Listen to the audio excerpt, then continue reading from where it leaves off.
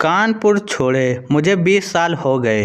छोड़ना तो नहीं चाहती थी, पर जब परायेपन की बू आने लगे तो रहना संभव नहीं होता। जब तक मेरी जेठानी का रवैया हमारे प्रति आत्मिक था, सब ठीक चलता रहा। पर जैसे ही उनकी सोच में दुराग्रह आया, मैंने ही अलग रहना मुनासिब समझा। आज बरसों बाद जेठानी का खत आया। खत बेहद मार्मिक था। वह मेरे बेटे प्रमोद को देखना चाहती थी। 60 साल की जेठानी के प्रति अब मेरे मन में कोई मनमुटाव नहीं रहा। मनमुटाव पहले भी नहीं था, पर जब स्वार्थ बीच में आ जाए तो मनमुटाव आना स्वाभाविक था। शादी के बाद जब ससुराल में मेरा पहला कदम पड़ा, तब मेरी जेठानी खुश होकर बोली, चलो एक से भले दो। वरना अकेला घर काटने को दौड़ता था। वह निसंतान थी, तब भी उनका इलाज चल रहा था, पर सफलता कोसों दूर। प्रमोद हुआ तो मुझसे ज़्यादा खुशी उन्हें हुई। हालांकि दिल में अपनी औलाद ना होने की कसक थी, जिसे उन्होंने जाहिर नहीं होने दिया। बच्चों की किलकारियों से भला कौन वंचित रहना चाहता है। प्रमोद ने घर की मनुष्यत को तोड़ा। जेठानी ने मुझसे कभी परायापन नहीं रखा। वह भरसक मेरी सहायता करती। मेरे पति की आय कम थी, इसीलिए वक्त ज़रूरत रुपये पैसों से मदद करने में भी वह पीछे नहीं हटती। प्रमोद के दूध का खर्च वही देती थी, कपड़े आदि भी वही खरीदती थी। मैंने भी उन्हें कभी शिकायत का मौका नहीं दिया। प्रमोद को वह संभालती तो घर का सारा काम मैं देखती। इस तरह मिलजुल कर हम हंसी खुशी रह रहे थे। हमारी खुशियों को ग्रहण तब लगा जब मुझे दूसरा बच्चा होने वाला था। नई तकनीक से गर्भाधारण करने की जेठानी की कोशिश असफल हुई और डॉक्टरों ने कह दिया कि इनकी मां बनने की संभावना हमेशा के लिए ख़त्म हो गई। तो वह बुझी बुझी सी उदास रहने लगी। उनमें पहले जैसी खुशी रही ना उत्साह उनके मां बन पाने की, मां मृतक पीड़ा का मुझे एहसास था। क्योंकि मैं भी एक मां थी, इसीलिए प्रमोद को ज़्यादातर उन्हीं के पास छोड़ देती। वह भी बड़ी मम्मी कहकर उन्हीं से चिपका रहता। रात को उन्हीं के पास सोता। उनकी भी आदत कुछ ऐसी बन गई थी कि बिना प्रमोद के उन्हें नींद नहीं आती। मैं चाहती थी कि वह किसी तरह अपने दुखों को भूल ही रहे। जब मुझे दूसरा बच्चा होने को था, पता नहीं मेरे जेठ जेठानी ने क्या मशवरा किया। एक सुबह जेठानी जी मुस्कुराकर बोली, रोशनी, इस बच्चे को तू मुझे दे दे। मैंने इसे मजाक समझा और उसी लहजे में बोली, दीदी आप दोनों ही रख लीजिए, मैं मजाक नहीं कर रही। वह थोड़ा गंभीर हुई। मैं चाहती हूँ कि तुम इस बच्चों को कानूनन मुझे दे दो। मैं तुम्हें सोचने का मौका दूंगी। जेठानी के कथन पर मैं संजीदा हो गई। मेरे चेहरे की हंसी एकाएक गुम हो गई। कानूनन शब्द मेरे मस्तिष्क में सूल की भांति चुभने लगा। शाम को मेरे पति ऑफिस से आए तो मैंने जेठानी का जिक्र किया। दे दो, हर्जी क्या है, भैया भाभी ही तो हैं, ये बोले। मैं बिफर पड़ी। कैसे पिता हैं, आपको अपने बच्चे का जरा भी मोह नहीं। एक माँ से पूछिए जो 9 महीने किन कष्टों से बच्चे को गर्भ में पालती है। भैया हैं कोई गैर नहीं। मैंने कब इनकार किया, फिर भी कैसे बर्दाश्त कर पाऊंगी कि मेरा बच्चा किसी और की अमानत बने। मैं अपने जीते जी ऐसा हरगिज नहीं होने दूंगी। मान लो लड़की हुई तो लड़का हो या लड़की, मुझे कोई फर्क नहीं पड़ता। मुझे पड़ता है सीमित आमदनी के चलते कहाँ से लाएंगे दहेज के लिए लाखों रुपए। भैया भाभी तो संपन्न हैं, वह उसकी बेहतर परवरिश करेंगे। परवरिश हम भी करेंगे, मैं कुछ भी करूंगी, पर अपने कलेजे के टुकड़े को यूँ जाने नहीं दूंगी। मैंने आत्मविश्वास के साथ जोर देकर कहा, सोच लो, बाद में पछताना ना पड़े। हिसाब किताब आप कीजिए। प्रमोद मुझसे ज़्यादा उनके पास रहता है। क्या मैंने कभी एतराज़ किया? जो आएगा उसे भी वही पाले। पर मेरी आंखों के सामने मुझे कोई एतराज़ नहीं होगा। उल्टे मुझे खुशी होगी कि इसी बहाने खून की कशिश बनी रहेगी। मेरे कथन से मेरे पति संतुष्ट नहीं थे, फिर भी मैंने मन बना लिया था कि लाख दबाव डाले, अपने बच्चे को उन्हें गोद लेने नहीं दूंगी। वैसे भी जेठानी जी को सोचना चाहिए कि क्या ज़रूरी है कि गोद लेने से बच्चा उनका हो जाएगा। बच्चा कोई सामान नहीं जो खरीदा और अपना हो गया। कल को बच्चा बड़ा होगा तो क्या उसे पता नहीं चलेगा कि उसकी असली माँ बाप कौन है। वह क्या बच्चा लेकर अदृश्य हो जाएंगी। रहेगा तो वह हम सबके बीच ही।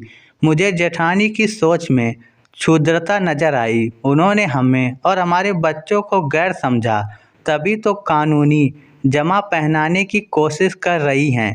ताई ताऊ माँ बाप से कम नहीं होते, बशर्ते वह अपने भतीजे को वैसा स्नेह व अपनापन दे। क्या निसंतान ताई ताऊ प्रमोद की जिम्मेदारी नहीं होंगे। 15 दिन के बाद उन्होंने मुझे पुनः याद दिलाया तो मैंने साफ मना कर दिया। दीदी, मुझे आप पर पूरा भरोसा है, पर मेरा ज़मीर गवारा नहीं करता कि मैं अपने नवजात शिशु को आपको सौंप दूं। मैं इसे अपने सांसों तले पड़ता बढ़ता देखना चाहती हूँ। वह मुझसे वंचित रहे, इससे बड़ा गुनाह मेरे लिए कोई नहीं। मैं अपराध बोध के साथ नहीं जी सकूंगी। क्षणांश में भावुक हो उठी, आगे बोली, ताई ताऊ माँ बाप से कम नहीं होते, मुझ पर यकीन कीजिए। मैं अपने बच्चों को सही संस्कार दूंगी। मेरे कथन पर उनका मुंह बन गया। वह कुछ बोली नहीं, पर पति जेठ जी से देर तक खुसुर फुसुर करती रही। कुछ दिन बाद पता चला कि वह मायके के किसी बच्चे को गोद ले रही हैं। वैसे भी कानूनन गोद लेने की सलाह मायके वालों ने ही उन्हें दी थी, वरना रिश्तों के बीच कोर्ट कचहरी की क्या अहमियत। आहिस्ता आहिस्ता मैंने महसूस किया कि अब जेठानी में प्रमोद के प्रति वैसा लगाव नहीं रहा। दूध का पैसा इस बहाने से बंद कर दिया कि अब उनके लिए संभव नहीं। मुझे दुख भी हुआ, रंज भी। एक प्रमोद था जो दिन भर बड़ी मम्मी लगाए रहता था। मैंने अपने बच्चों के मन में कोई दुर्भावना नहीं भरी।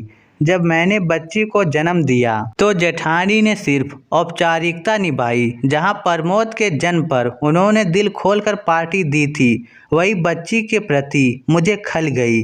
मैंने भी साथ न रहने का मन बना लिया।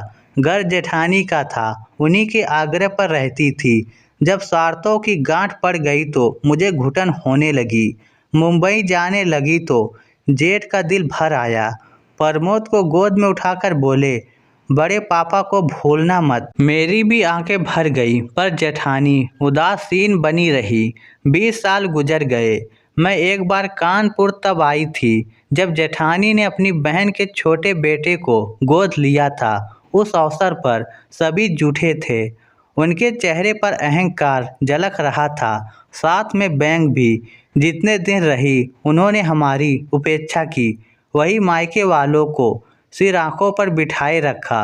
इस उपेक्षा से आहत मैं मुंबई लौटी तो इस निश्चय के साथ कि अब कभी उधर का रुख नहीं करूंगी। आज 20 साल बाद भीगे मन से उन्होंने मुझे याद किया तो मैंने उनके प्रति सारे गिलवे शिकवे भूल गई। उन्हें सही गलत की पहचान तो हुई।